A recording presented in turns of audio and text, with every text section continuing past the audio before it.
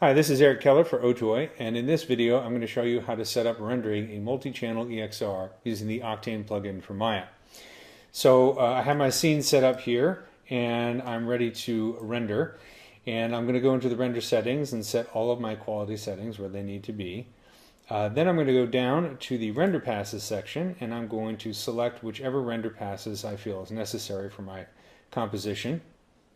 If you go down here to the very bottom, you'll see passes, EXR channel names, and then these sections right here. And what these are, this is basically the name that Octane is going to apply to each of the render passes within the multi-channel EXR.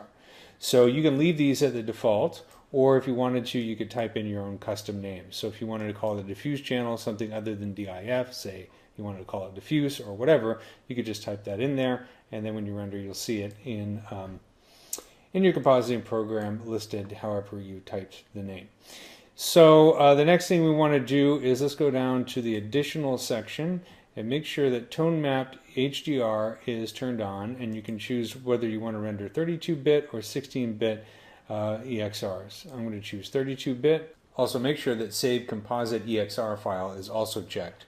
I like to turn on verbose mode. That gives us more of a feedback when we're actually rendering. And then we can go to the common tab, and this is the most important thing, is it's a little bit tricky.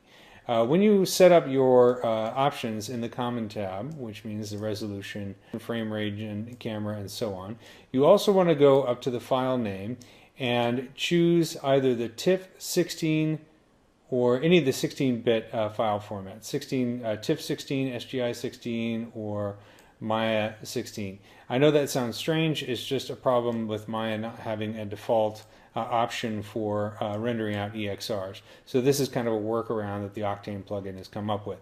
I usually use TIFF16, even though it looks strange. When you actually render out your scene, it will in fact be an EXR and it will be 32-bit.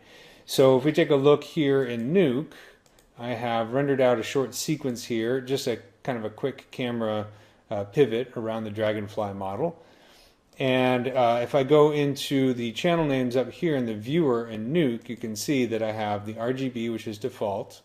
We also have ambient occlusion, we have diffuse, and these are all the channels. These are all the channels that I chose in the Octane settings. You can see diffuse direct, reflection channels, and so on. And you'll notice the names of these passes, or these channels, correspond to the names that were placed in the options box down here under passes EXR channel names. So same prefixes here that you see listed right here. So that's how you render out a multi-channel EXR using Octane for Maya.